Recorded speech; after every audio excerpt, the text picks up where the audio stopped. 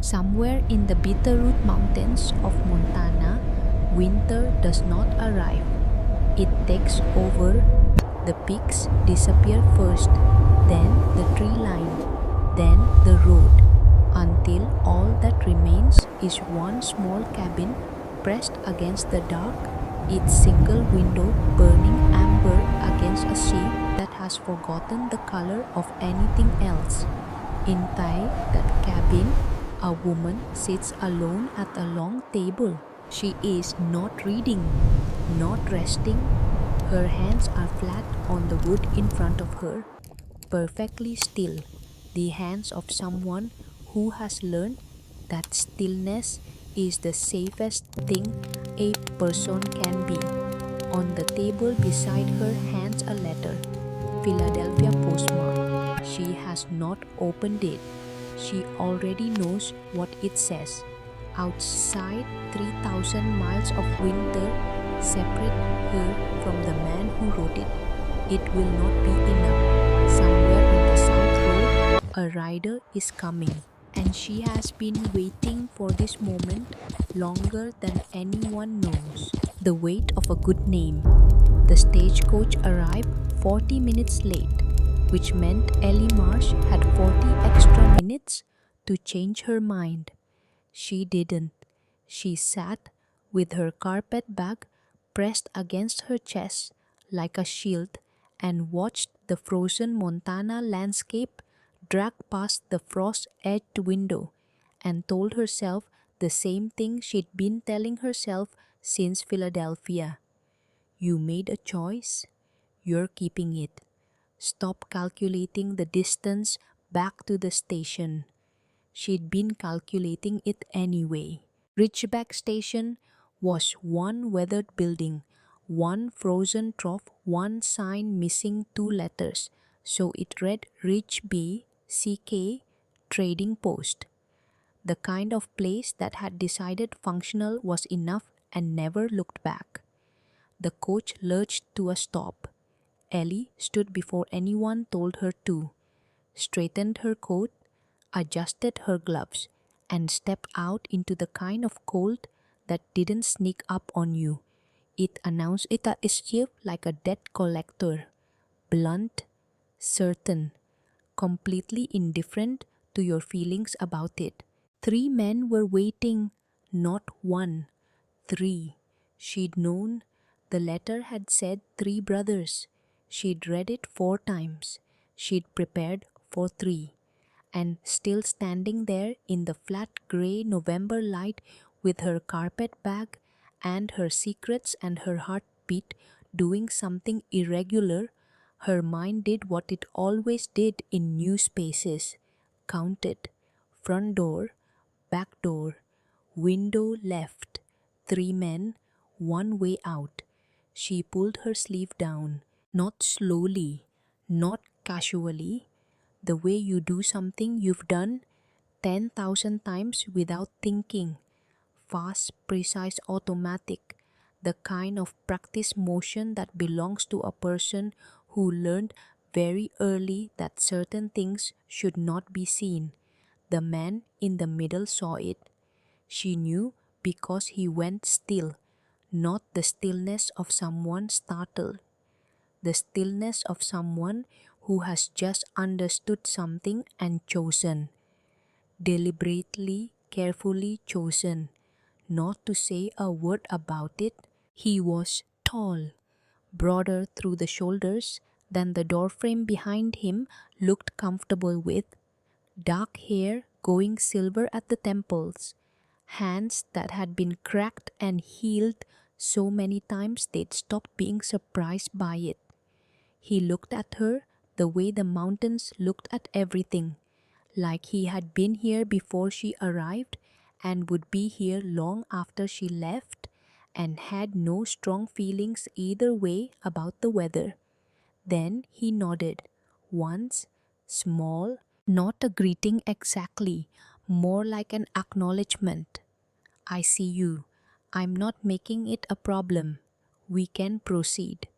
Ellie breathed. The second man was younger, quicker somehow, even standing still, like his brain was moving faster than the rest of him had agreed to. He had the kind of face that would have been handsome if it weren't so busy being interested in everything. He was already looking at her carpet bag, at her coat, at the way she was standing. She didn't like being looked at like that. The third man was the youngest, maybe 28, quiet the way deep water is quiet, not empty, just not bothered by the surface.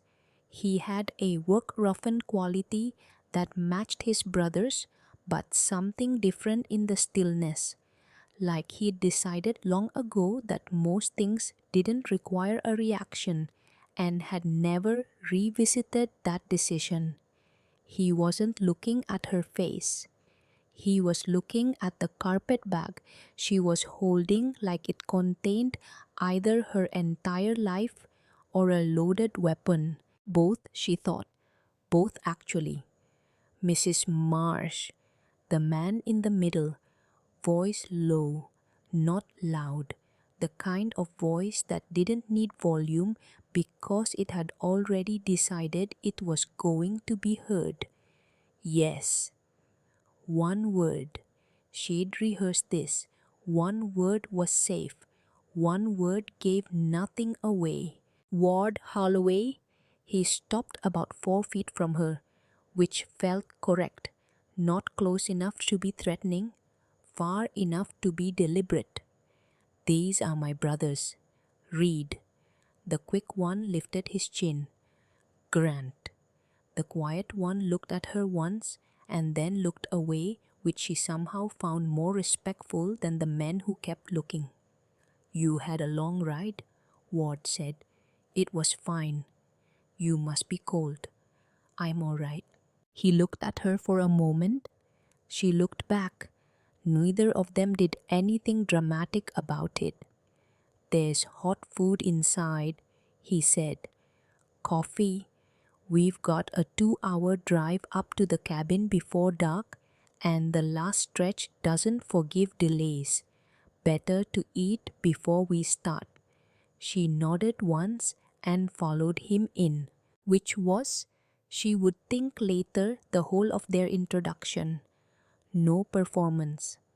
No pretending the situation was something other than what it was. Just, here is the practical information. Here is what comes next. Follow me if you're coming. She followed. Inside, the Ridgeback trading post smelled like pine pitch and wood smoke, and the kind of stew that had been on the back stove since October and had developed opinions about itself. Ellie sat across from Ward at the table nearest the fire. Reed sat at the end. Grant pulled a chair to the side, like he was undecided about joining or leaving, and eventually just stayed there in the middle distance, which seemed to suit him. The food came. Ellie looked at her spoon. She was doing it again. She knew she was doing it. Waiting to see what happened first, waiting for the moment that told her what kind of room she was in, what kind of men these were, what the cost of reaching for something was going to be.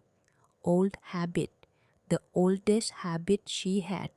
Grant picked up his spoon and started eating, didn't look at her, didn't make a thing of it, just, here is what eating looks like. Here is a person doing it. No commentary available. Ellie picked up her spoon. Cabin's got a main room and sleeping quarters, Ward said, not looking at her, looking at his bowl. Sleeping room off the back has a door. Your door. He paused. We share the main room for work and meals. Arrangements are whatever you need them to be, until things are settled. She looked up. He was still looking at his bowl. That's practical, she said. It's just honest, he said. We're strangers. No point pretending otherwise. Something in her shoulders dropped. Not much, a fraction, the weight of a single small fear setting down. He noticed. She saw him notice. He went back to his bowl and didn't say anything about it. Reed, who had been exercising heroic restraint for approximately 3 minutes, said, "How was Philadelphia when you left?" "Cold," she said. "We get cold here too, obviously. Different cold though, more committed." "Read," Ward said. "I'm making conversation. She'll see the cold herself. She doesn't need an introduction." Reed looked at Grant. Grant looked at the stew. Ellie looked at Ward. Ward ate. She thought these men have been talking to each other for a very long time and have developed a language that mostly happens in the pauses. She thought, "I understand that language." She thought, "I did not expect that." The wagon had a covered box, which was Ward's doing. She would find out later he'd specifically hitched the covered rig instead of taking saddle horses because he'd known she'd need it. She found this out by accident, not by being told, which was she was beginning to understand how Ward Holloway communicated most things. She sat on the bench beside him. Reed had stayed behind in Ridgeback on some errand that may or may not have been invented. Grant sat in the covered box behind them. The road climbed. Ward handled the horses with the easy authority of someone who had done this so many times that thinking about it was no longer required. The horses knew him, moved the way animals move for people they trust. She watched his hands on the reins, cracked, scarred in place, but steady. 40 minutes in a branch broke, a big one, ice heavy. It gave way somewhere in the timber to the left with a sound like a rifle shot, a concussive crack that split the cold air and bounced off the mountainside and hit the back of her skull before her brain had time to process it as anything other than. Her body moved before she did, both hands up, head down, the sharp practiced contraction of a person who has learned at some deep muscle level that loud, sudden sound are almost always followed by something worse. Less than a second. She lowered her arms, sat up straight, stared at the road ahead. The world had not ended. It was a branch. From behind her, in the covered box, without any shift in tone or volume, Grant said, "Ice gets in the grain of the wood. All winter it's working at the fibers. And then one day the weight tips. Doesn't matter how big the branch is. Sounds like the mountain is coming apart. Never is." He kept talking. Low, even. Something about the first winter he'd spent here and how he'd spent 2 weeks convinced that every crack in the night was a catastrophe. Something small and specific and completely ordinary. He wasn't talking to her, he was talking at the space between them, filling it with something harmless, giving her somewhere to put her attention that wasn't her own heartbeat. She stared at the road. Her breathing slowed. Ward said nothing, kept his eyes forward, kept the horses steady. She thought he noticed that too. She thought he's not going to say anything about that either. She thought, and this one surprised her, I don't know what to do with men who notice things and then leave them alone.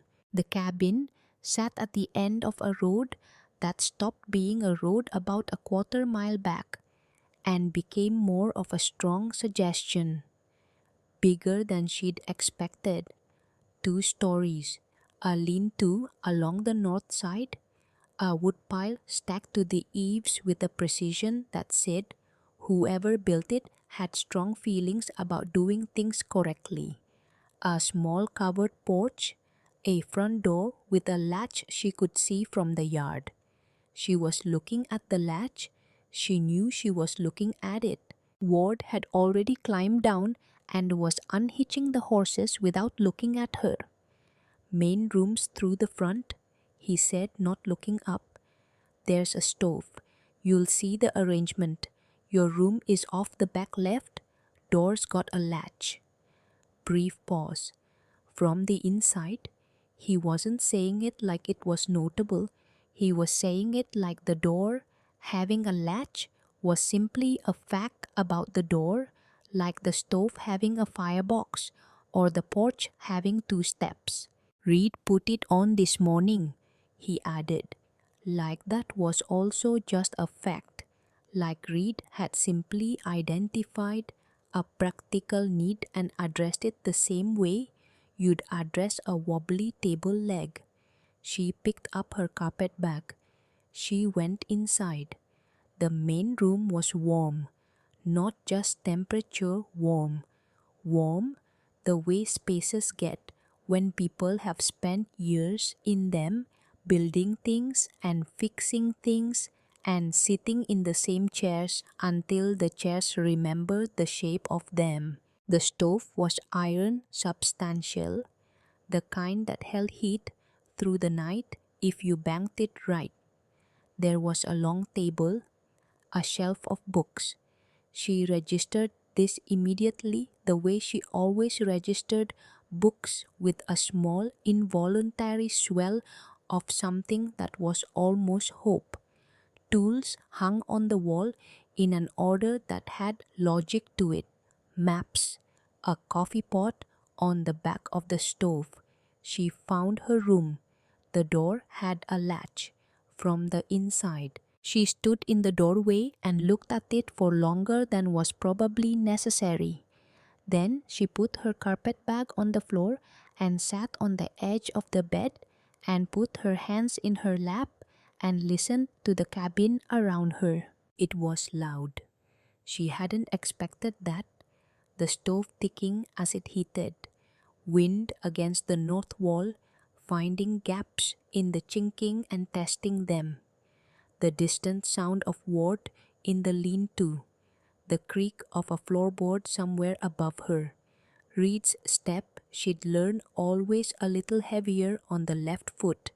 Sounds of a house that was occupied, sounds of a house that was used. The house she'd come from made no sound at all. Because in Silas Holt's house, everyone learned very quickly to move carefully, to speak at the right volume, to assist in whatever configuration produced the least friction. The silence there had been a kind of tension, like a rope pulled taut. This was different. This was a house breathing. She sat with her hands in her lap until the light under the door went from gray to dark. At 3 in the morning, she woke to the smell of wood smoke and the soft sound of someone feeding the stove. She lay still and listened. The person moved the way Grant moved, without hurry, without announcement. The sound of the firebox opening, the soft thud of wood, the firebox closing, then nothing except the stove beginning to tick again as the heat built. She lay in the dark and thought, he knows people get cold in strange houses their first night. She thought nobody told him to do that. She thought and he didn't do it, so she'd know he did it. He just did it. She didn't sleep for a long time after that, not because she was afraid, because she was trying to understand a category of person she hadn't met before, and the trying kept her awake in a way that felt less like vigilance and more like curiosity. She wasn't sure what to do with curiosity either. The first 4 days she worked. This was not unusual. Work was the language she'd been speaking for 6 years, the only currency that had unambiguous value in Silas Holt's economy. You earn your place. You demonstrate utility. You make yourself necessary before someone decides you aren't. She cooked, she cleaned, she reorganized the supply shelf, which had been arranged in a system that she could only conclude had been invented by someone in a great hurry and never reconsidered. The flour and the salt were in a logical proximity. The lamp oil was not. She moved things. It took 40 minutes. Ward came in, looked at the shelf, and said nothing. Reed came in, looked at the shelf, looked at her, and opened his mouth. Ward said, "Don't." Reed closed his mouth. She thought, there is a language here. I am starting to understand it. On the third evening, she was sitting at the far end of the table after supper, trying to read and mostly failing. Ward put a second cup of coffee on the table. Not near her exactly, not far either, just there. A cup of coffee that existed in the middle distance. Then he sat at the other end of the table and opened his map. She looked at the coffee. She looked at him. He was reading the map. He was not looking at her. He was not waiting for her to say anything. He was simply in the same room, doing a thing, taking up space without requiring that she do anything about it. She reached out and took the coffee. They sat at opposite ends of that table for an hour and said nothing, and it was the closest thing to peace she had felt in 6 years. On the sixth day, Reed left a stack of books on the corner of the table. No note, no comment, just books. A novel, a collection of territorial maps, and one thick volume with a cracked spine that turned out to be a treatise on land and property law as applicable to the Western Territories. She put the novel and the maps aside. She read the law book. She read it the way she read everything that mattered, with a pencil marking the margins, arguing back against the parts that were imprecise, building a running annotation that was less note-taking and more a conversation she was having with a text that didn't know it was being interrogated. She read it until the lamp burned low and her eyes hurt. She had questions, several about rights of inheritance, several about the legal status of guardianship, several about things she had believed for years that, according to this text, were not actually true. She went to sleep with those questions doing something uncomfortable in her chest. She didn't have answers yet, but for the first time in a long time, she understood that she had been allowed to ask. On the eighth day, she helped Grant with the floor. He was repairing a section of warped boards near the back wall. Down on his knees, tools laid out with the same quiet precision he applied to everything. His right hand, the one with the two fingers that didn't fully cooperate. He was working around it the way he worked around most things, without comment, without drama, just finding the angle that worked and using it. The plank kept shifting. She watched him adjust for the third time. Then she crossed the room, crouched down beside him without asking, and put her hands on the board, held it flat, said nothing. He looked at her hands, then at her face, then back at the board. He set the nail, drove it, moved to the next one. They worked down the section without talking, board after board, her holding him, nailing the rhythm of it, becoming something easy and unspoken. When they reached the end, he sat back on his heels and looked at the repaired section for a moment. "Thank you," he said. Just that. No performance around it. No addition. Just the fact of the thing acknowledged and nothing else required. "Of course," she said.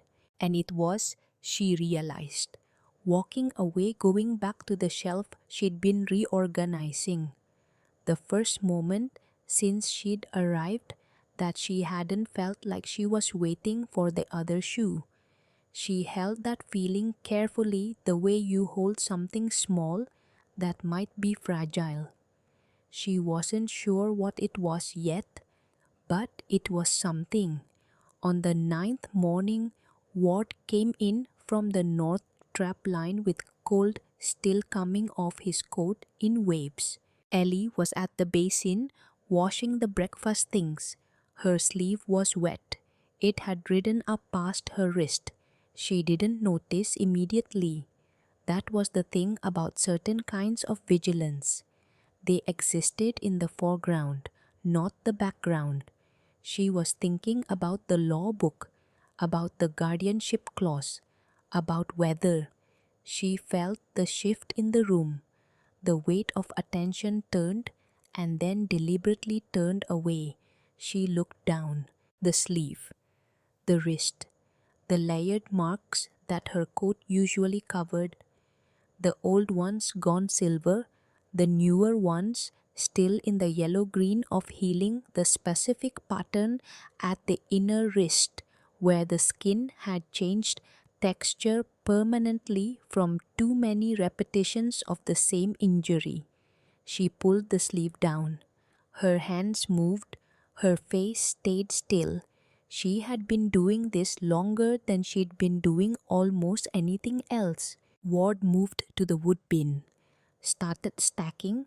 The wood didn't need stacking. He stacked it anyway. "How long until supper?" he said. Same voice he'd used to ask about weather. "An hour," she said. "Good." He picked up the wood and went back outside. She stood at the basin with her hands in the cooling water and listened to the sound of him on the porch. He hadn't frozen, hadn't made a sound that required her to explain herself, hadn't looked at her with the particular expression she'd learned to dread, the one that was half pity and half calculation. That said, "I have information now, and I'm deciding what to do with it." He'd stacked wood that didn't need stacking. He'd asked about supper. He'd left. She stood there for a long time. Later, after supper, after the lamps had been lit and the fire banked, and Ward had said good night and she'd heard his steps on the stairs, she heard low voices from the far room. She was already in her doorway, getting water. She stopped. "Ward?" Somebody did that over a long time. Read quieter. "The husband, Ward." "I don't know. I don't think there was a husband." A pause. Grunt, slow and flat and certain. "We don't ask." Not a question. A decision. "Ward?" "No." "Read." "And if someone comes looking for her, Ward?" "Then they'll deal with us first." She stood in the dark at the bottom of the stairs with her hand on the wall. She stayed until the voices stopped. Then she went back to her room, sat on the edge of the bed, pressed her hands flat on her knees. She had spent 6 years in a house where information about her was a resource to be managed, where anything that could be known about her was something that could eventually be used. She had learned to reveal nothing, to exist in the smallest possible footprint, to make herself as difficult to hold as smoke. She had listened to 3 men talk about her in the dark, and what they had decided about her secrets, about her past, about whoever might come looking was simply not our business, and also our problem if it becomes one. Not a transaction, not a performance of generosity, just a decision. The way you decide the wood needs stacking or the horses need water. She sat with her hands on her knees for a long time. When she finally lay down, she did not reach to check the latch. She noticed that, lay there noticing it, not gone, just sat down for a moment the way you set down a bag you've been carrying too long when you find a place that looks tentatively like it might hold your weight.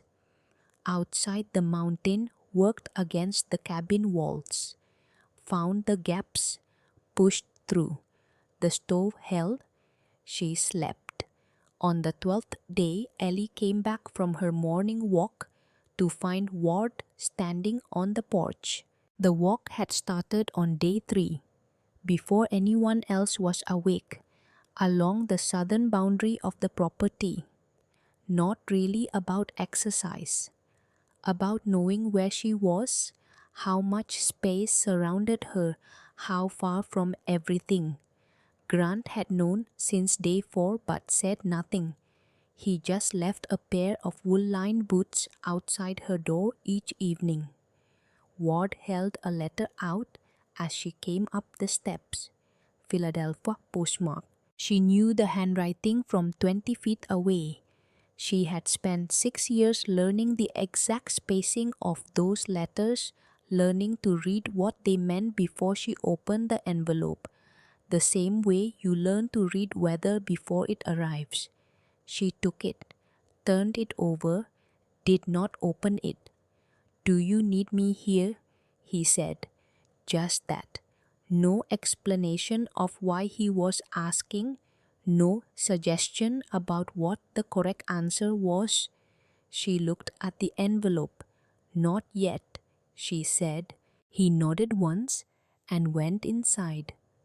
She stood on the porch alone. Not yet. 2 small words that hadn't been in her vocabulary 6 months ago. Not yet implied that there was a later, that there was a version of this situation in which she might at some point want someone standing beside her when she opened the things she was afraid of. She had not thought that was possible.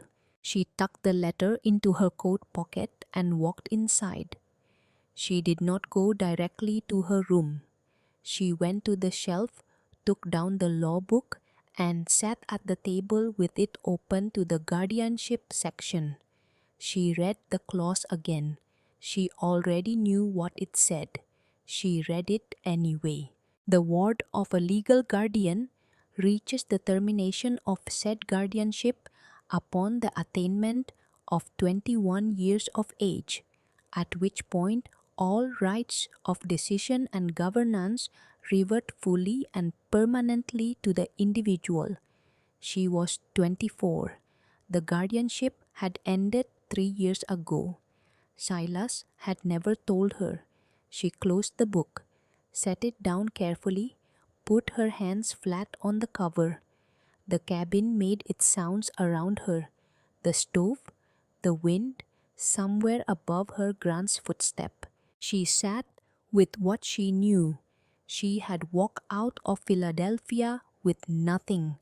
A carpet bag, a set of papers she'd gathered over years, with the instinct of someone who didn't know exactly what they were gathering for, but knew at some level below logic to keep them.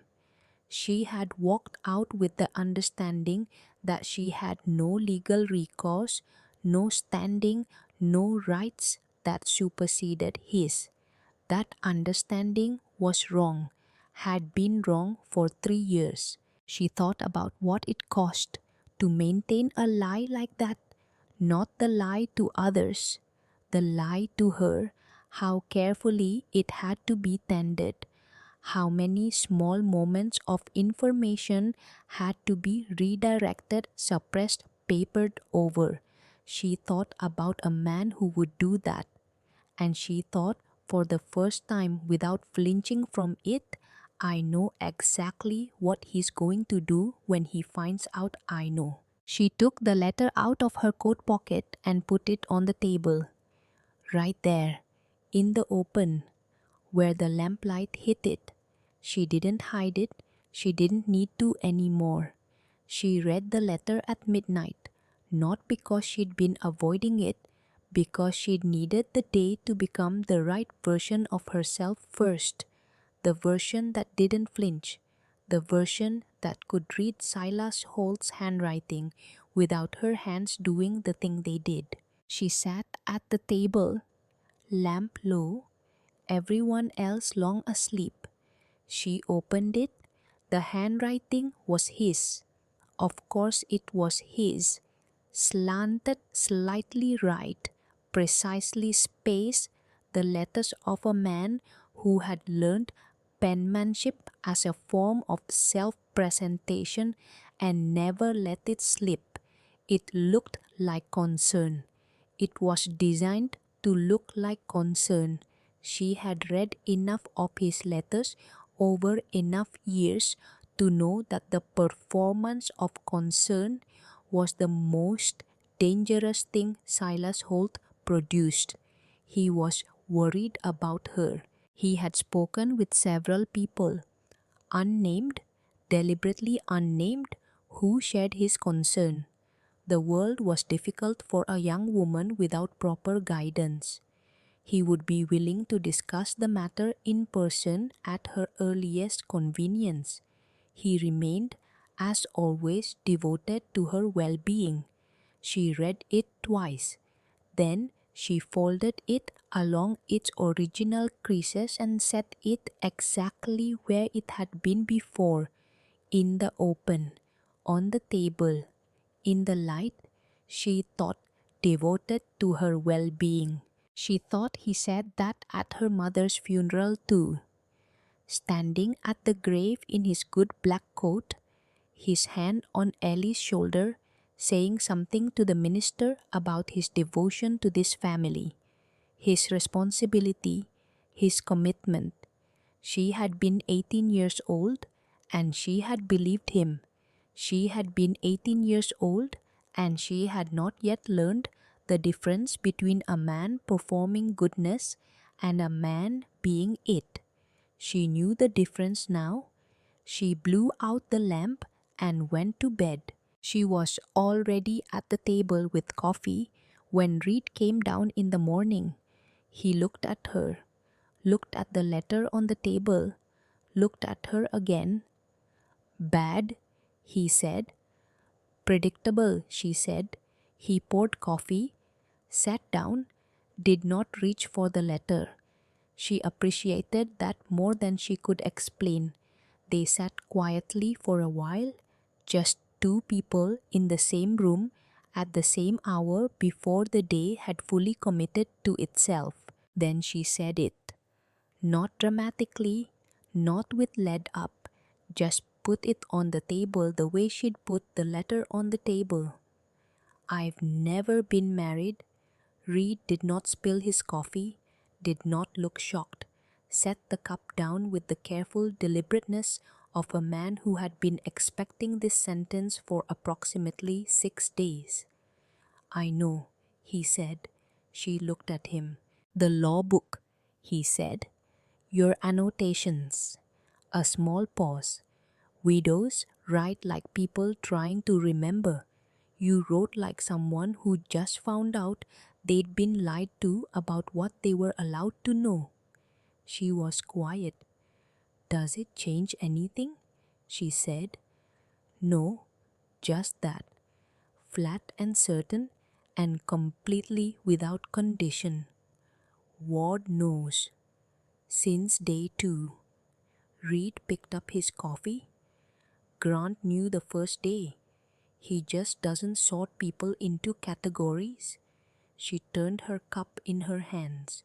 I lied to the agency, she said.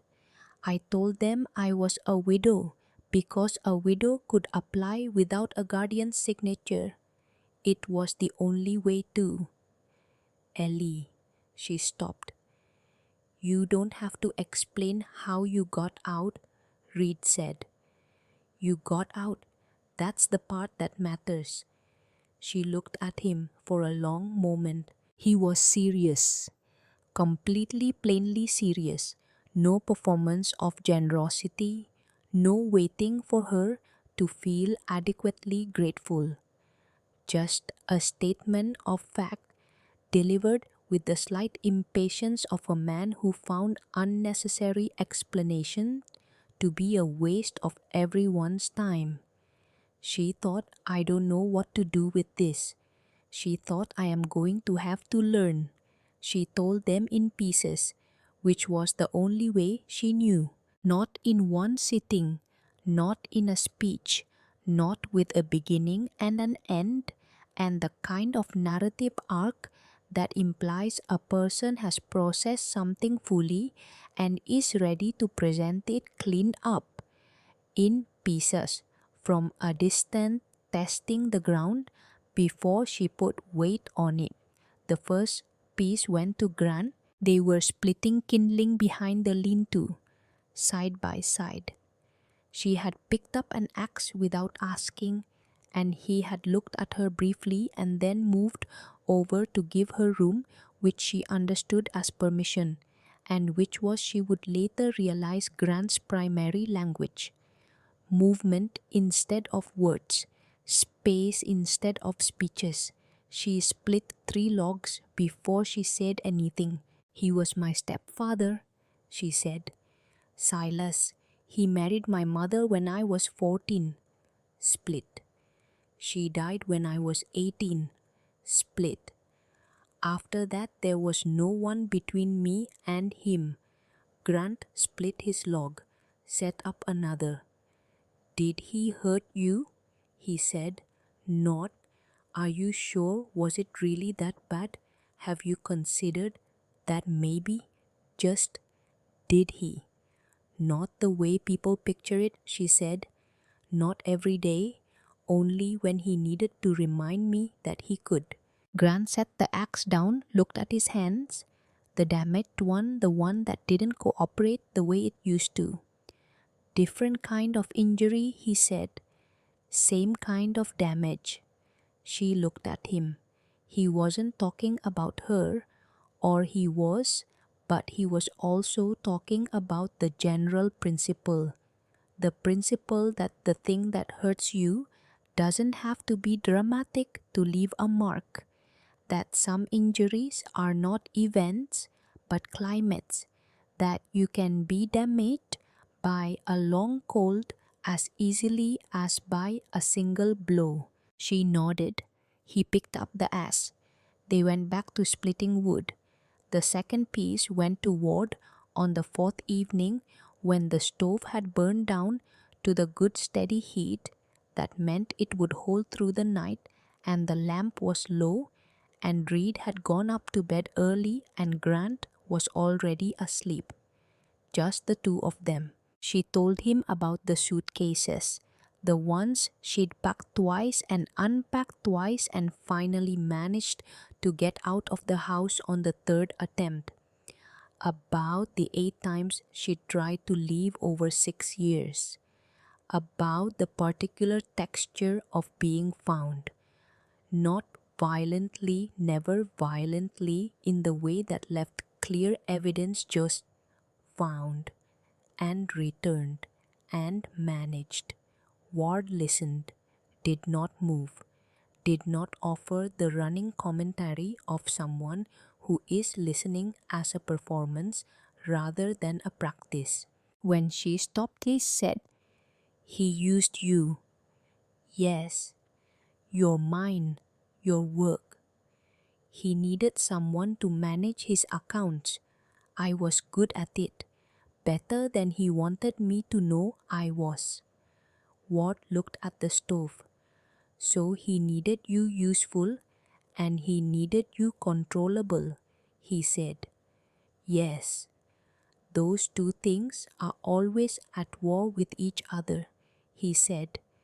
In the end, the controlling always wins, because a man like that would rather have less and be certain of it. She had never heard it described that way, clearly, simply, without making it her fault or his mystery. He was still looking at the stove. "You knew men like that?" she said. "I knew one," he said. "Long time ago." He did not explain further, and she did not ask, because she understood now the courtesy of not asking. On the 16th day, she found the clause. She had been reading the property and inheritance section of the law book for the third time, not because she enjoyed it, though she had come to find a grim satisfaction in the precision of legal language, but because there was something nagging at her, some structural gap in the picture of her situation that she kept not being able to name. She found it on page 214, the guardianship clause. She read it once. She read it again. Guardianship, as exercised over an unmarried female ward, terminates upon the ward's attainment of 21 years of age, at which point full legal autonomy reverts to the individual without condition or petition. She set the book down. She was 24 years old. The guardianship had ended 3 years ago. 3 years ago, Silas Holt had lost every legal mechanism he had for controlling her. Every document he'd cited, every authority he'd invoked every time he'd told her that she could not do this or go there or speak to so and so without his agreement. All of it had been hollow for 3 years, without her knowing.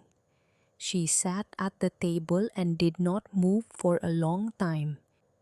This was the architecture of her captivity, and one of the load-bearing walls had been missing for 3 years, and she had kept living in that house as if the ceiling was held up by something real. Because she hadn't known, because he had made sure she didn't know. The cold, calculated, long-horizon patience of that, the deliberateness, the knowledge that all he had to do was not tell her, and she would continue to behave as if the constraint was real. She thought, "I am going to be sick." She thought, "I am not going to be sick." She thought, "What else did he not tell me?" She opened the book to the inheritance section. She read for 2 more hours. She found 3 other things, none of them small. On the 19th day, Ward came back from the North Trap Line early. She knew something was wrong before he said anything, not because of his expression. Ward's expression was a consistent study in geological permanence, but because of his pace. He moved differently when something required attention. Clipped, efficient, the economy of someone redirecting resources toward a problem. "Tracks on the south boundary," he said.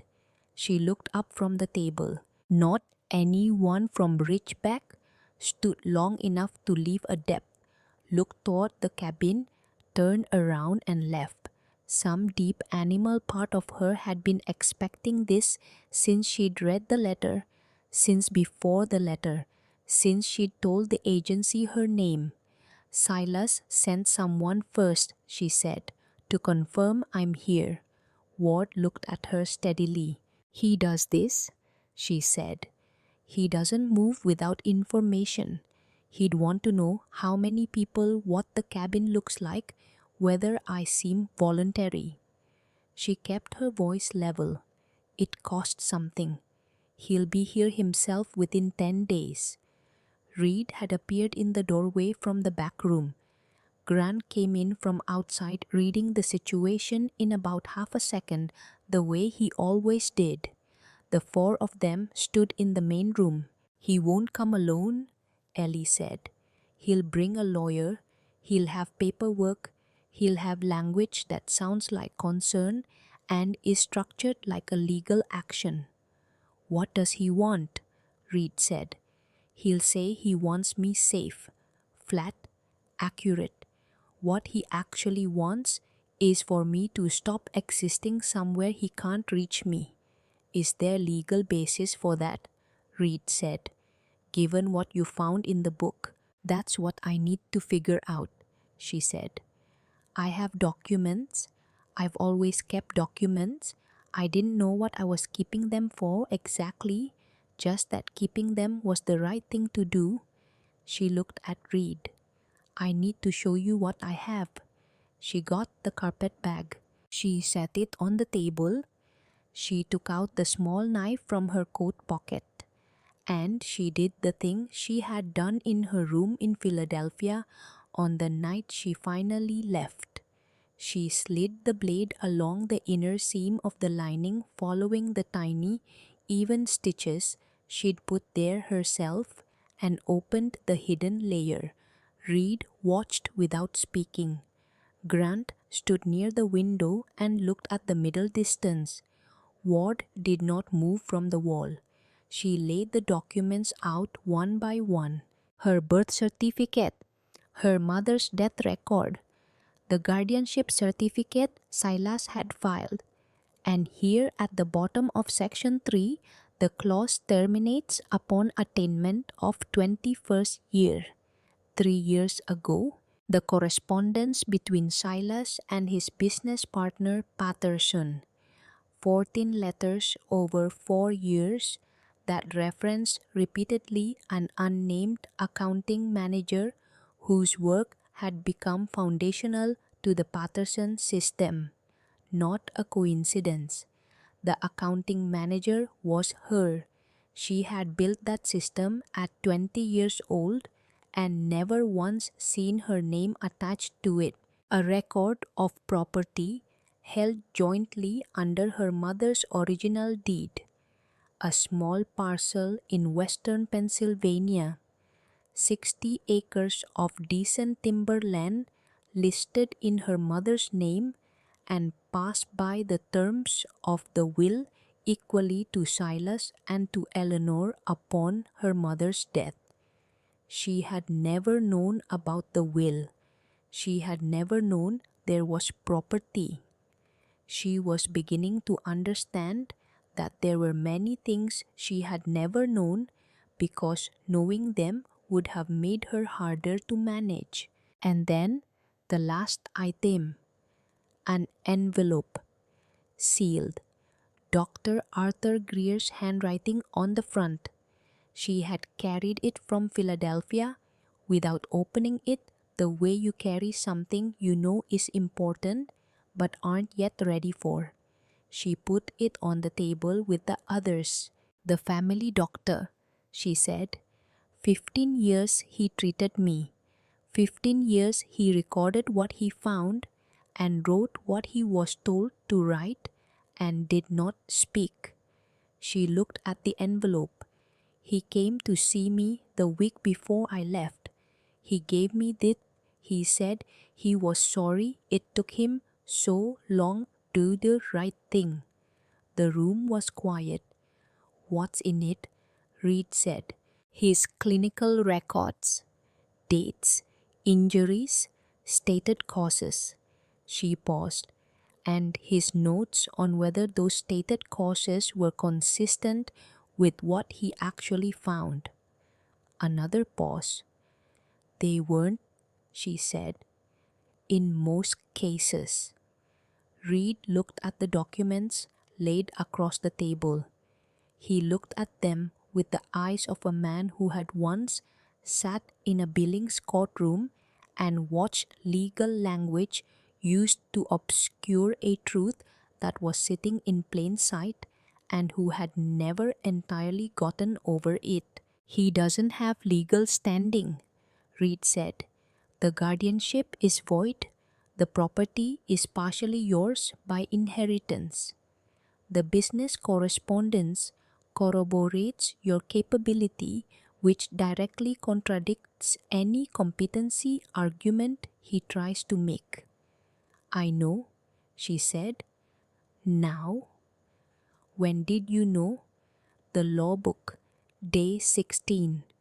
He looked at her, then at the annotations in the margins of the book on the shelf. 6 days of careful, systematic dismantling of everything she'd been told was true. You've been building this case since you got here, he said. I've been building pieces of it for years, she said. I just didn't know what they added up to. Ward had not moved from the wall. He looked at the documents for a long time.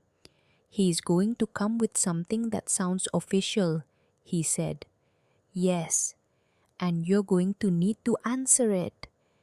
Yes. A pause. With us, Ward said.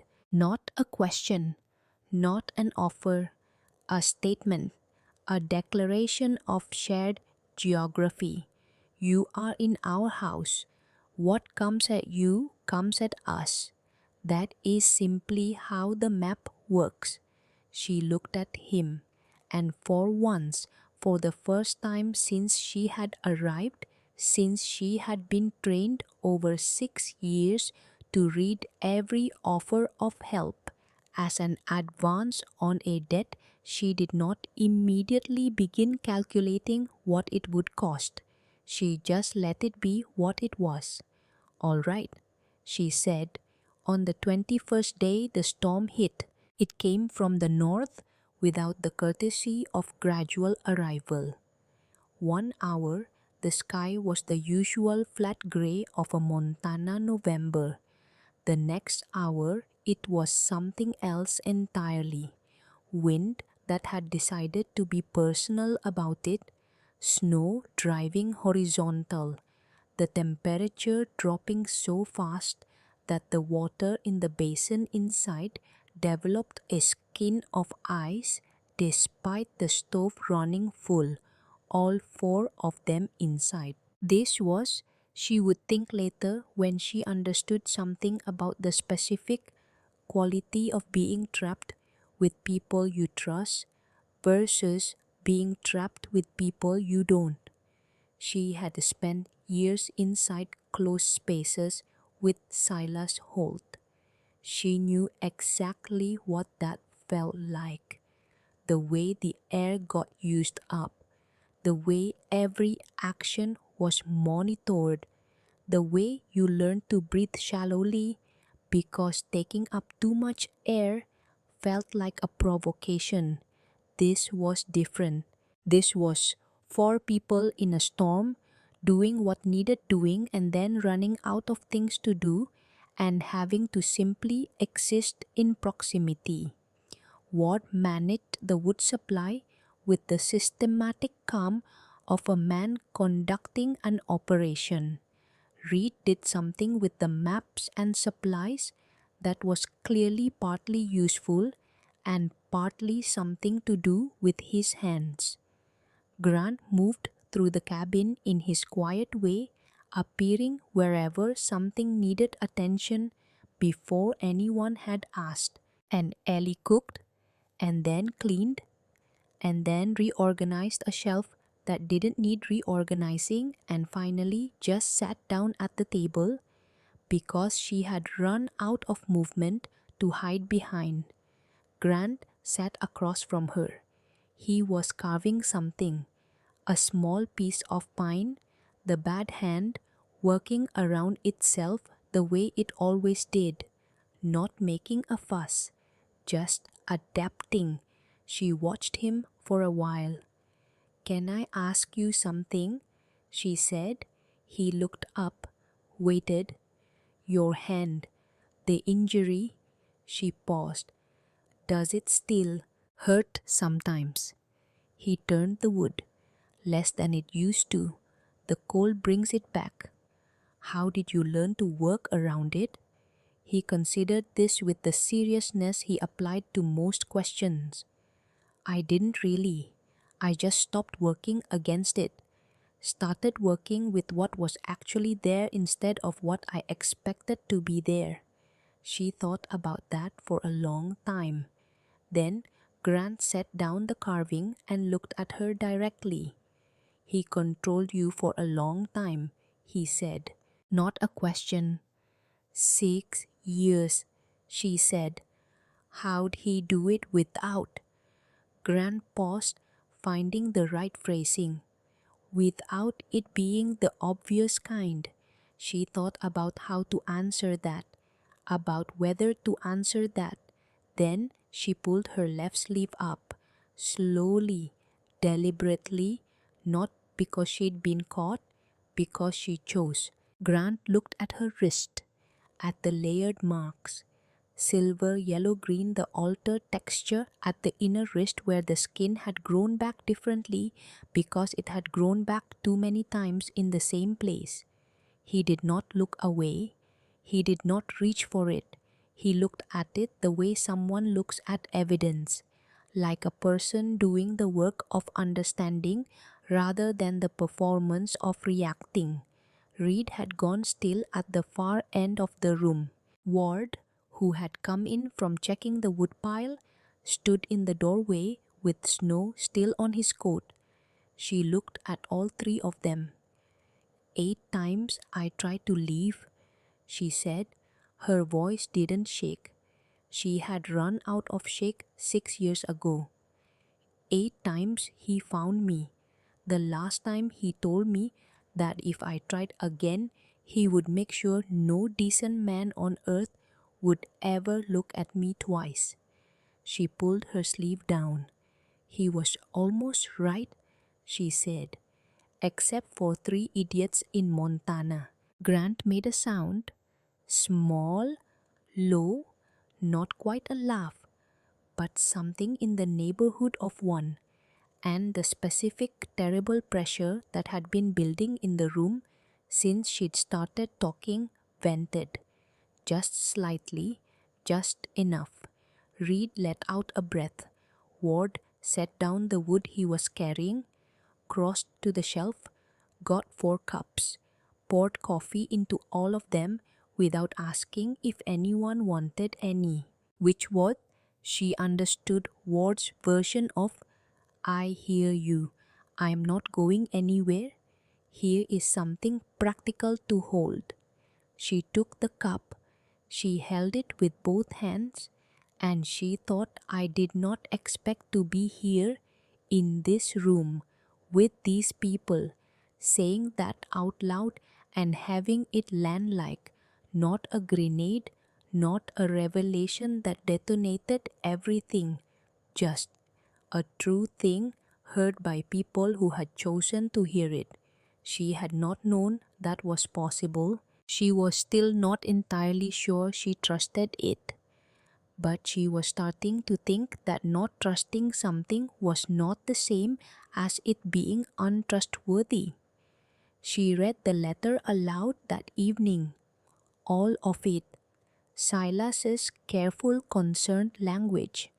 The unnamed people who shared his worry. The veiled reference to speaking with persons of influence in Philadelphia. The offer to resolve matters privately at her earliest convenience. Reed's face did the thing it did when he encountered legal maneuvering dressed in civilian clothes. His jaw didn't move. His eyes did. He's building a narrative, Reed said. He's establishing that he's been reasonable and responsive, and that any conflict that emerges is because you've been irrational, unwilling to engage, possibly unstable. Yes, she said. And he's been talking to people in Philadelphia so that when he arrives here, there's already a version of this story in circulation. That's how he does everything, she said. He never threatens directly, he just prepares the ground. What does he actually want? She set the letter down. There's property, 60 acres in western Pennsylvania. My mother's left equally to both of us. I didn't know about it until I read through his correspondence last week and found the gap where it should have been. She looked at Reed. He's been managing that property as if it's his alone for 6 years. If I remarry outside of his influence, I can make a legal claim. Reed was very still.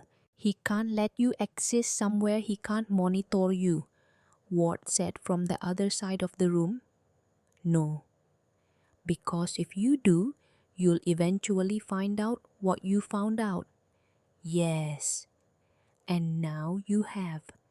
Yes. The fire in the stove worked steadily.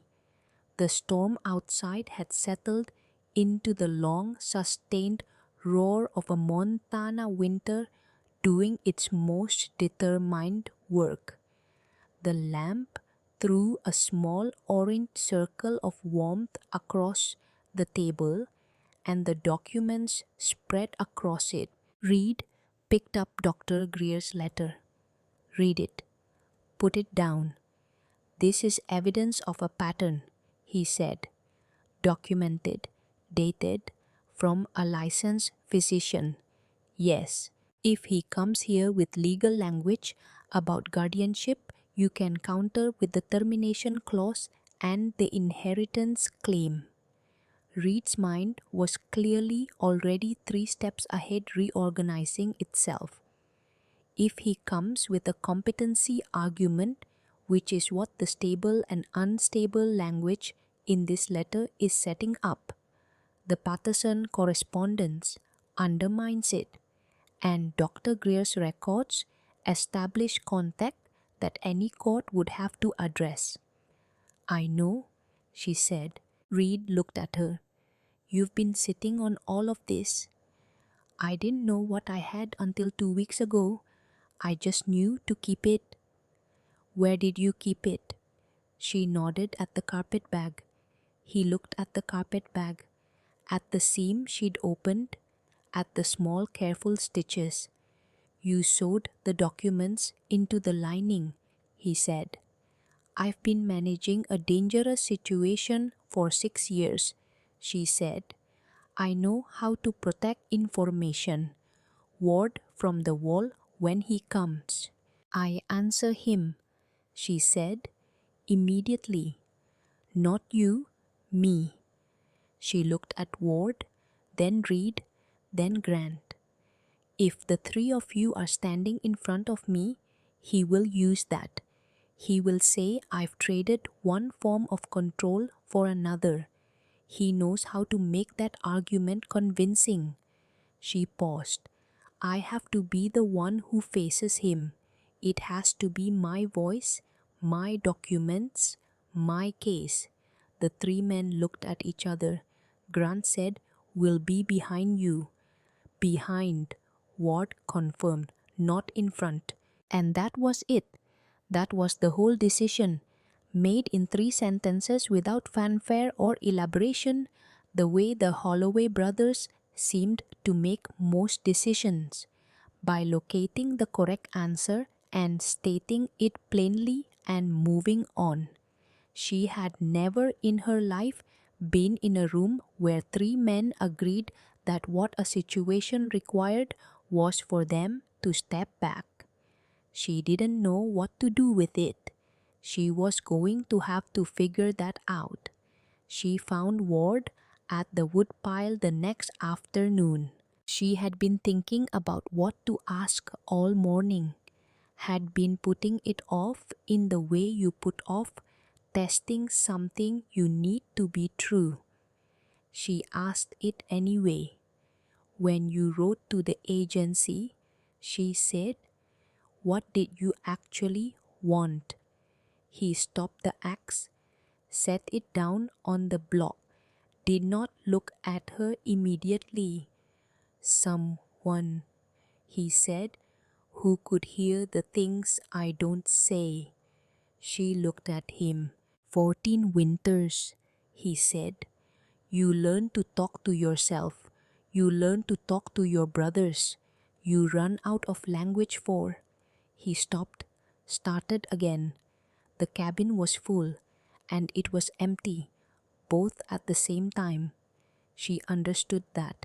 She understood it exactly.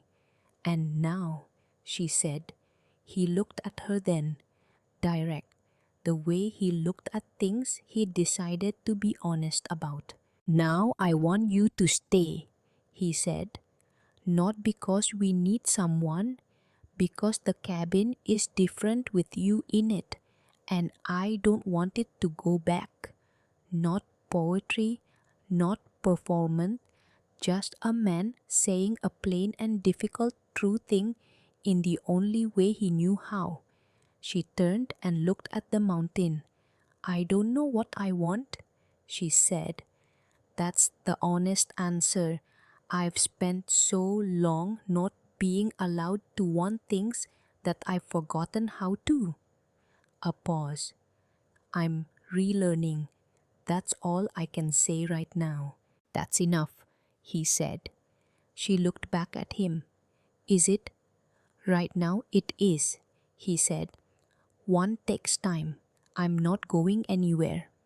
She held that, stood there in the cold with the mountain behind her and a man she had known for 3 weeks who had just told her with complete simplicity that her uncertainty was acceptable, that her process was not a problem, that the timeline of her healing was not an inconvenience he was working around.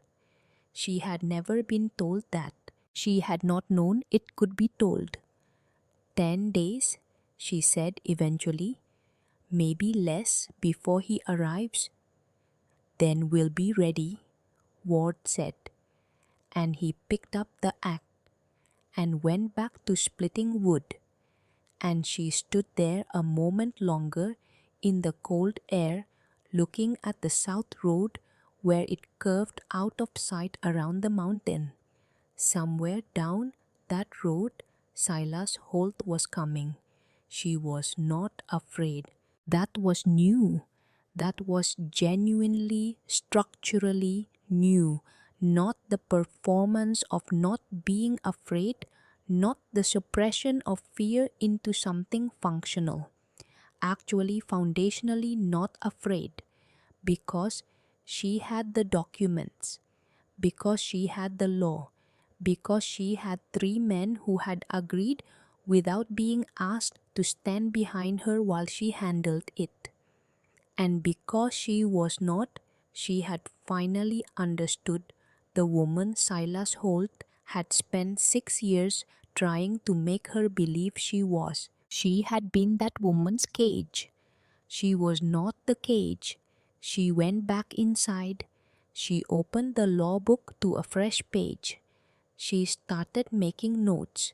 She was on the south boundary when she saw him, not the road, the man, the specific way he sat a horse, upright, deliberate, the posture of someone who believed his arrival was an event worth noting. Black wool coat, wrong for the mountain, completely wrong. The kind of coat that said I came from somewhere with better manners than this, and I'd like you to remember that. Silas Holt. She knew him at 200 yards. She would know him at 2 miles. She had spent 6 years learning the specific weight of his presence, the way you learn the specific weight of weather that is about to ruin something. Beside him, a man in a vest, lawyer almost certainly, and behind both of them, a third figure, not dressed like a lawyer, not dressed like a traveler, dressed like a man who had been hired to stand in a particular place and mean something by it. 3 of them, she thought, of course. Of course he brought 3. She stood at the fence line and did not move. This was the thing she noticed first. She was not running. She was not calculating the distance to the tree line. She was not doing the thing her body had been trained over 6 years to do when Silas Holt appeared in her field of vision. She was just standing, looking at him the way you look at a problem you have already solved and are simply watching arrive. He hadn't seen her yet, or he had, and he was doing what he always did, moving at his own pace on his own terms, communicating through the deliberateness of his unhurry that he had all the time in the world, and she did not. Old trick, ancient actually. She turned around and walked back to the cabin. Normal pace, not running, not hurrying, the kind of pace that says I have information and I am choosing what to do with it, which was exactly true. She came through the door and said it before she'd fully crossed the threshold. He's at the South Road, 20 minutes. Ward put down the harness he was mending. Reed stood up from the table. Grant, who had been near the window, said nothing. He had already seen. The four of them stood in the main room for one moment that had a specific texture to it. Not panic, not drama. The particular stillness of people who have been preparing for something and have just received the signal that preparation is over and execution has begun. I go out alone, Ellie said. Ellie Ward. If you come out with me, he frames it as coercion. He has already written that story. I have already read that story. He tells it well. She looked at Ward directly. I need to be the one. My documents, my voice, my case. Ward looked at her for a long time. Reed said, he's got a lawyer with him. Looks like it. And someone else. Someone quiet. Muscle or witness? Witness probably. Silas doesn't do anything that can't be corroborated later in his favor. Reed's jaw tightened just slightly. The expression of a man recognizing a tactic he found personally offensive. The documents are in order, he said. Guardianship termination first, Patterson correspondence second, Dr. Greer last. I know, she said. We went over it 3 times, he said. I know, I just read. He stopped. I know, she said again, quieter. I'm ready. She got her coat from the hook by the door. Her good coat, not the working coat she wore for the boundary walks. The one she'd brought from Philadelphia that still smelled faintly of a life she was no longer living. She buttoned it, every button, methodically. The documents were already in the inside pocket, had been there since that morning when she'd woken up before dawn and lain in the dark, knowing today was the day, and organized herself accordingly. She reached for the door. Grant said, Ellie? She looked at him. He held her gaze for a moment. No speech, no advice, just looked at her with the specific quality of attention he applied to things he was taking seriously. Then he nodded, once, which meant I see you. You're ready. Go. She went. The cold hit her as she crossed the yard. Good. She wanted the cold. The cold was clarifying. The cold was information. She walked toward the gate at the same pace she always walked, her pace not his, and she felt the documents in her inside pocket with every step, their weight, their reality. 15 years of Dr. Greer's careful handwriting, 6 years of Silas's business correspondence in which he had thoughtlessly, repeatedly left evidence of his own theft in the language he used to describe her work. The irony of that. The perfect irony. He had been so certain she would never have access to those letters, so certain she would never know what they contained, so certain that the management of information was entirely in his hands. Certainty. That was Silas Holt's particular weakness. The certainty of a man who had never encountered a limit he couldn't talk his way past. He was about to encounter one. She reached the gate as he reached it from the other side. Close now, 30 feet, then 20, then he stopped his horse and she stopped walking and they looked at each other across the last of the distance. He looked the same. That was the first thing. 6 weeks of Montana and the specific freedom of not dreading every footstep in the hallway, and he looked exactly the same, which meant she had changed more than she'd realized. Because he looked smaller than she remembered, not physically, just less inevitable. He dismounted, smooth, unhurried, the practiced grace of a man who managed his impressions. "Eleanor," he said, "you look well, better than I hoped honestly." The voice, low, warm, the voice he used in public, the voice that made people trust him on first meeting. "Silas," she said, "just his name, no title, no softening, a name used as punctuation." He smiled. It reached his eyes. He had always been good at that. "I've come a long way," he said. "I think you know why." "Yes, I'm worried about you. The people who care about you are worried." "Which people?" A small pause. "Many people." "Name one." The smile held, but something bent it recalibrated, almost invisibly, the adjustment of a man who has encountered a question he did not expect in the sequence he expected it. "Ellie."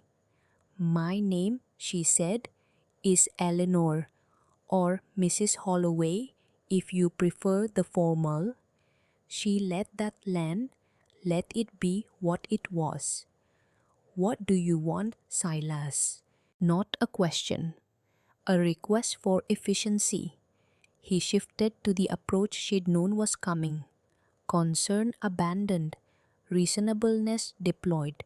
He spoke about the situation, about the complexity of her circumstances, about the legality of the arrangement she'd entered into, about the outstanding matters between her and the estate. Outstanding matters, her mother's property, dressed in that language. Outstanding as if it were a courtesy she had forgotten to perform, rather than 60 acres of timberland that had been removed from her knowledge for 6 years. She let him finish. Then she reached into her coat. The guardianship certificate first. She did not hand it to him. She held it where he could see it and read it clearly. "This is the document you filed when my mother died," she said. "Section 3. Guardianship terminates upon the ward's attainment of 21 years of age." She looked at him, not at the paper, at him. "I'm 24. The guardianship ended 3 years ago. You have had no legal authority over any decision I have made in 3 years." The lawyer to Silas's right went very still, which told her everything she needed to know about whether he had known. Silas said, "These things are not always as straightforward as—" "The Patterson correspondence," she said, Second document, till not handing it over, holding it, her document, her hand. 14 letters over 4 years, in which you refer repeatedly to an unnamed accounting manager whose system has become foundational to Patterson's operations. She looked at him steadily. I built that system. I was 20 years old. I built it because you told me to, and then you told Patterson it was yours, and then you told me I was incapable of managing my own affairs. A pause. Those two things cannot both be true, Silas. The lawyer cleared his throat. Silas said nothing, which was different. He always had something to say. He had built an entire architecture of something to say. The silence was a crack, small but structural. She reached for the last document.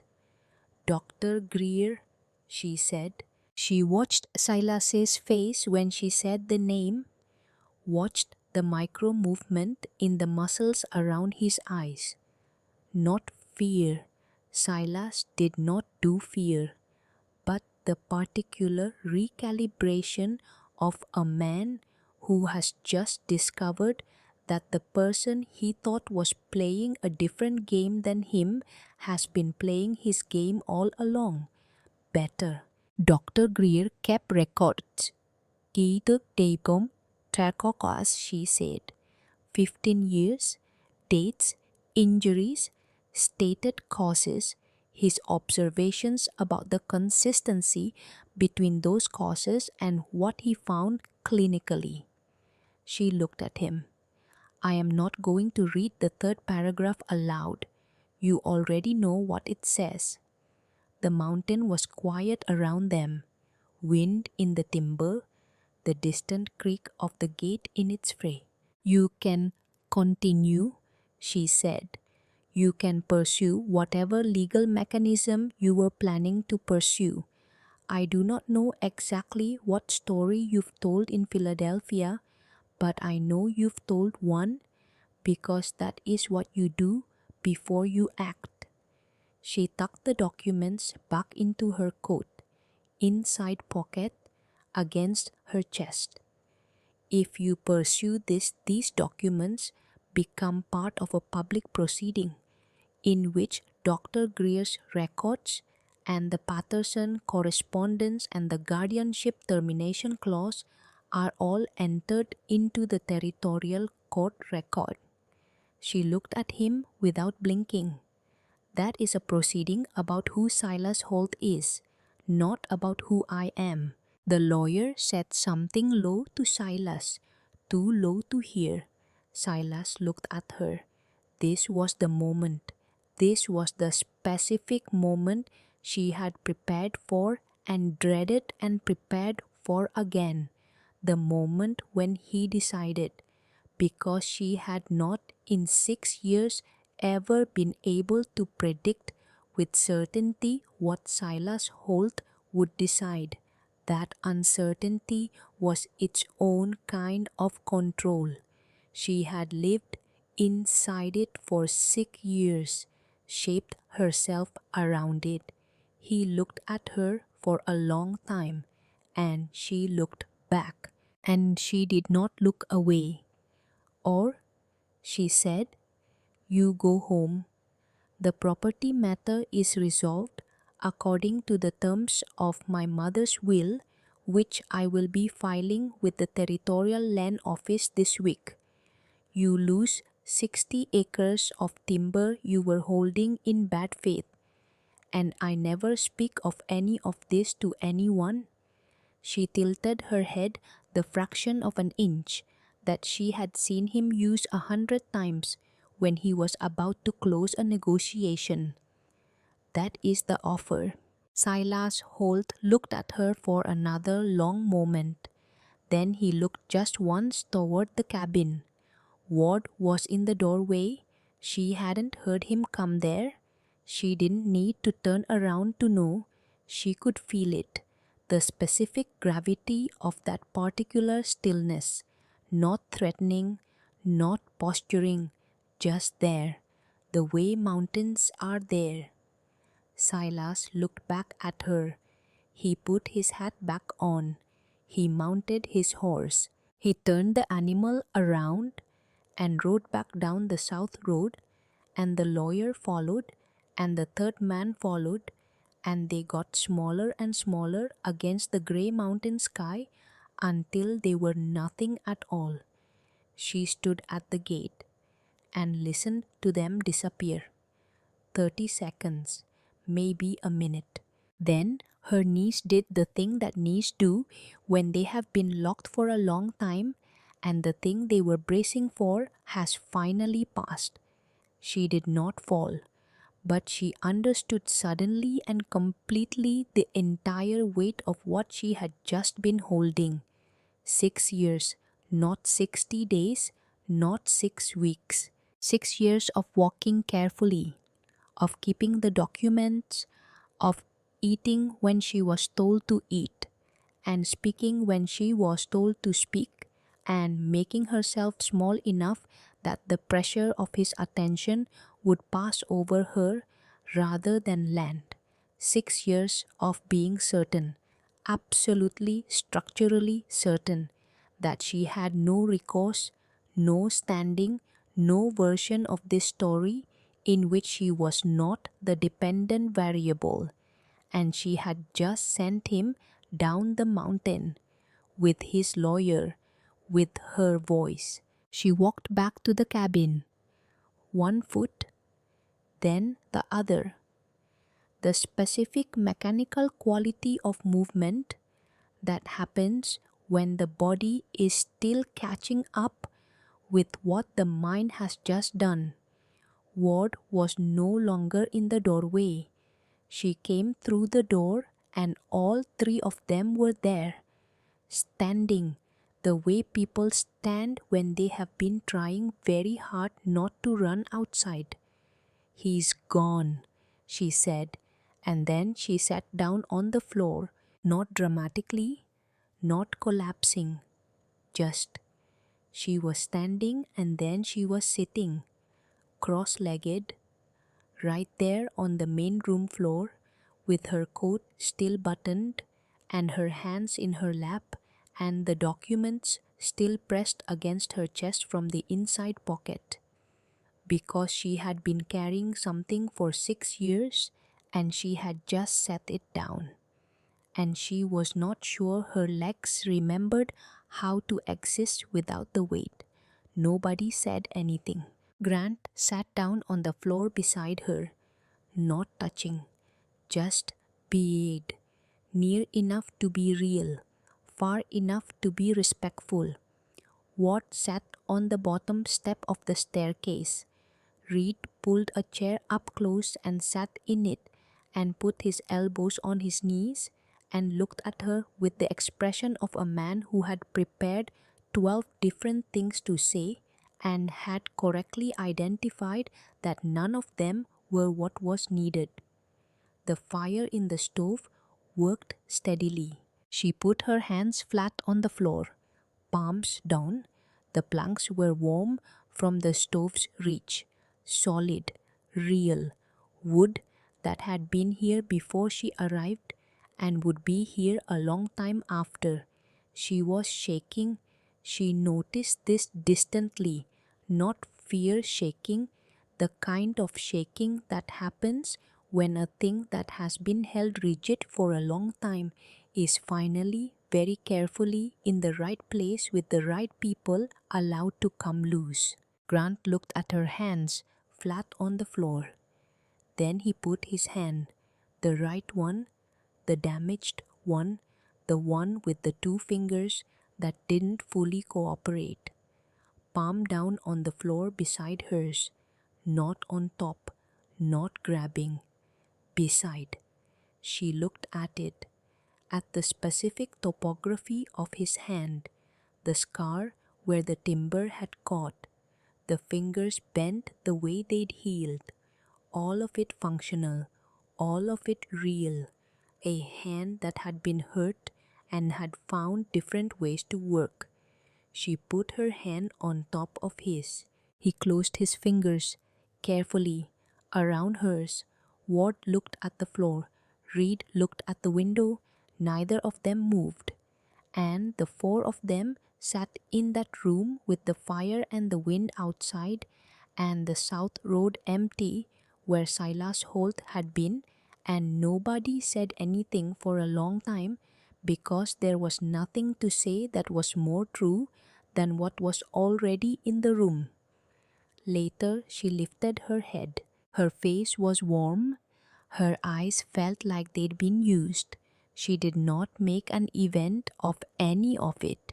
He let it go, she said. Her voice was rough. Something had changed in the acoustics of her chest. The property, it's not worth the exposure. No, Reed agreed.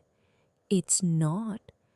I'll need to file with the Territorial Land Office before he has time to try anything through secondary channels. Harker knows the clerk in Ridgeback, Ward said. We can go down when the road clears. She nodded, already thinking ahead, already moving toward the next thing. I wasn't afraid of him, she said, not to anyone in particular, to herself mostly, to the room, a small wondering quality in it, because this was true in a way she had not expected to be true. She had been afraid she would say the wrong thing in the wrong order. She had been afraid her hands would shake where he could see them. She had been afraid that some old trained reflex would fire at the wrong moment and she'd lose the thread. She had not been afraid of Silas Holt. No, Ward said. You weren't? She looked at him. You were afraid you'd get the sequence wrong, he said. That's different. She stared at him. How did you know that? Because you went over the sequence with Reed 6 times in 4 days, he said.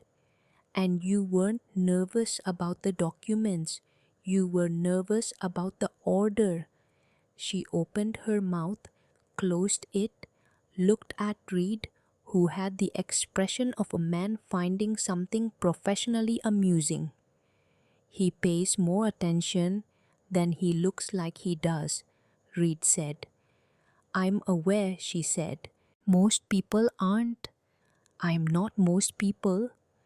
Which was, she registered this a bit after she said it the first time she had said that out loud, about herself, without the irony of performance, without the defensive edge of someone trying to convince someone else of something they don't quite believe themselves.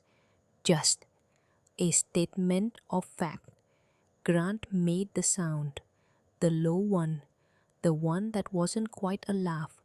She looked at him. What? Nothing, he said. You were about to say something. I was going to say, he said, that I noticed you figured that out about day 4. She looked at him for a moment. Day 6, she said. Day 4, he said. You reorganized the shelf on day 4. The old system belonged to people who thought order was optional. Yours said the opposite. She looked at the shelf. Her system, still there, still making sense. That, she said, is the most words I have ever heard you say at one time. The occasion warranted it. Reed was laughing, actually genuinely quietly laughing in the way a man laughs when he's trying not to and can't manage it.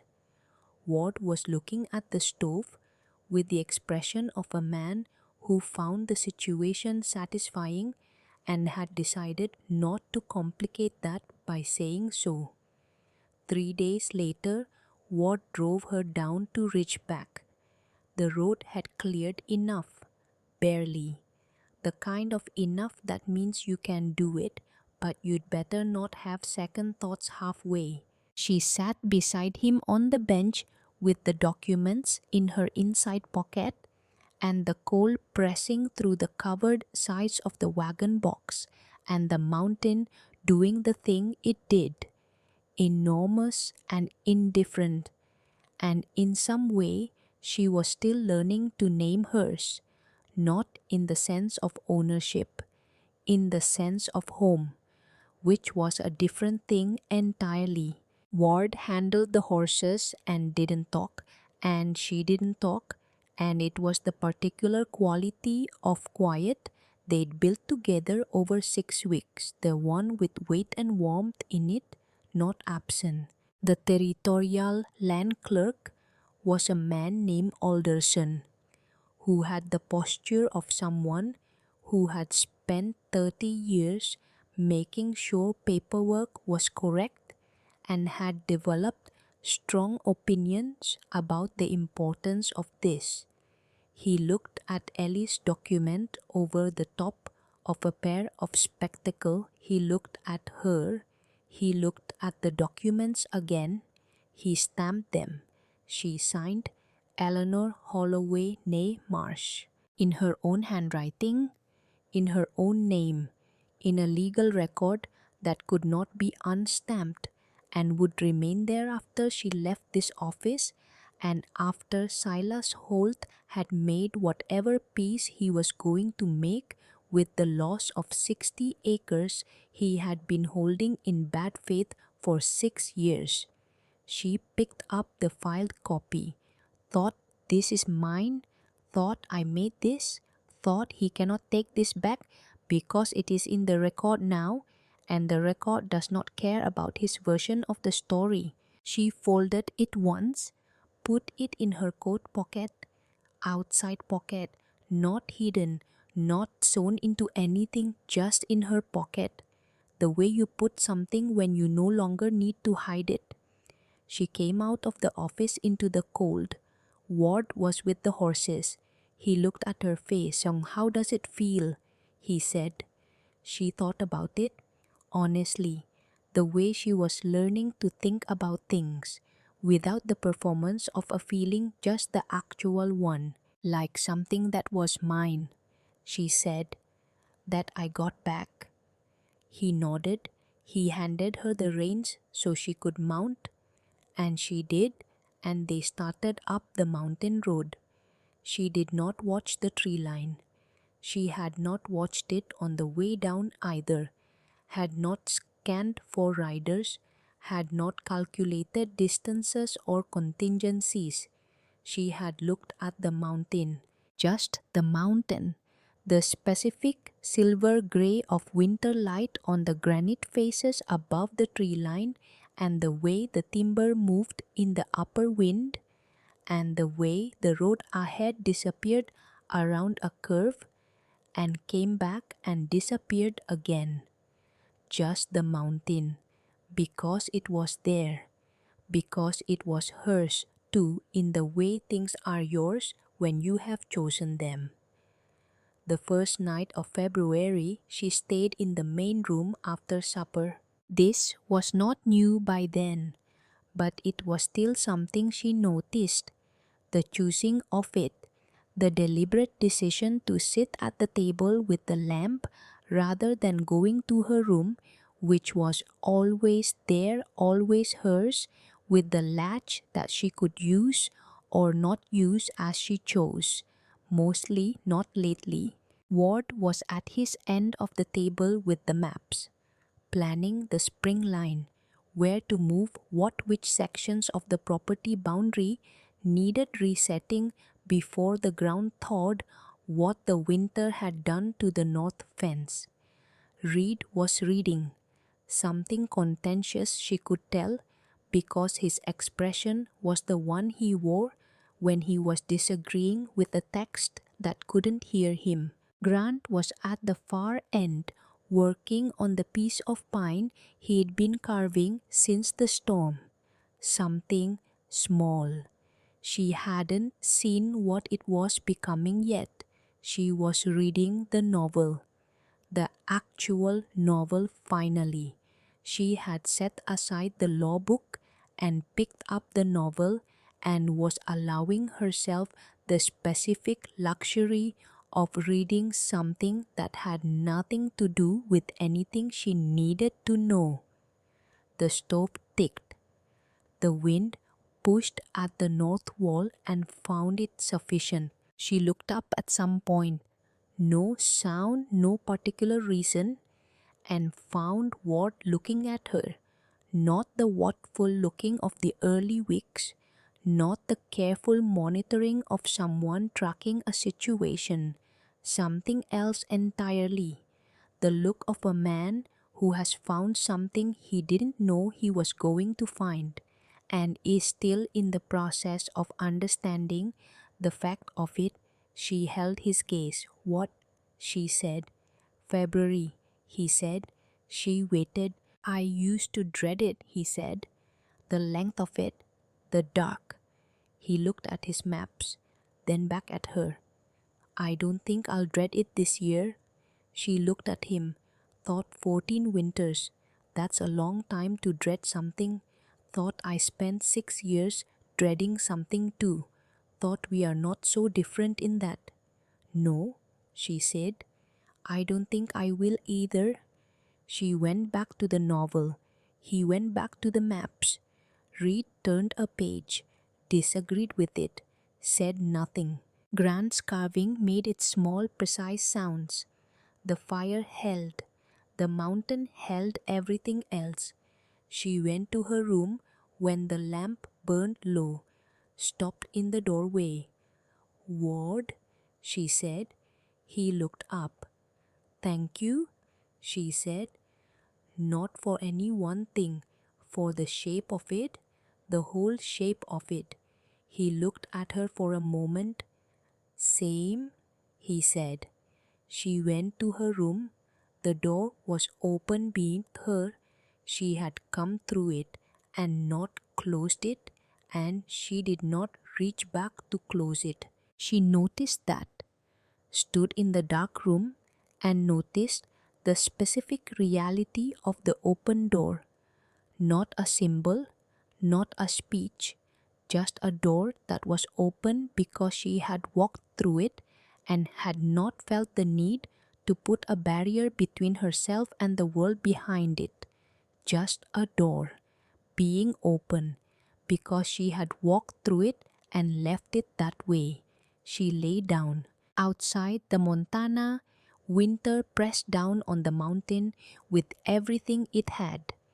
Temperature dropping, snow on the upper peaks, the wind working at the cabin the way it had been working at it for years and finding it as always sufficient. Inside, the stove held its heat into the corners of the rooms and the people inside them. There had been a time not long ago when Ellie Marsh lay in the dark and counted the distance to every door in every room she'd ever slept in. Not as a practice, as a reflex, the way breathing is a reflex, automatic, below thought proof that the body had learned something the mind couldn't unlearn. She had not done that tonight. She had walked through a door and left it open and lay down in the dark and listened to a house full of people who had decided without being asked that what came at her would come at them first. And the mountain outside held its silence. And the silence was not empty. It was full of everything that had been built here, one honest day at a time, by 4 people who had each arrived at this winter carrying different kinds of damage and had found without planning it that damage shared becomes something else entirely, not erased, not fixed, just carried differently. She breathed in the dark and thought about that, and then she stopped thinking about it, and the cabin held, and she slept.